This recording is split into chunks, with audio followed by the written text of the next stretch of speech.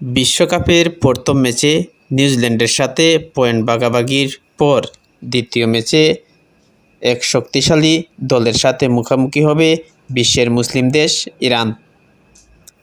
নানান জল্পনা কল্পনার অবসান ঘটিয়ে শেষ পর্যন্ত বিশ্বকাপে অংশগ্রহণ করে ইরান। যুক্তরাষ্ট্রের মাটিতে গ্রুপ পর্বের সব কয়েকটি ম্যাচ খেলতে হবে ইরানকে। আমেরিকার মাটিতে অন্যান্য দলের মতো কোনো সুযোগ সুবিধা দেওয়া হচ্ছে না মুসলিম দেশ ইরানকে। ম্যাচ শেষ হওয়া মাত্রই আমেরিকার মাটি ত্যাগ করে উড়াল দিতে হয় মেক্সিকোতে। 22 জুন রাত 1টায় বেলজিয়ামের মুখোমুখি হবে বিশ্বের মুসলিম দেশ ইরান। শক্তিশালী বেলজিয়ামকে হারাতে হলে ইরান তাদের সর্বোচ্চ শক্তি প্রয়োগ করে খেলতে হবে। বিশ্বকাপের মূল পর্বে খেলতে হলে এই ম্যাচের জয়ের কোনো বিকল্প নেই ইরানের জন্য।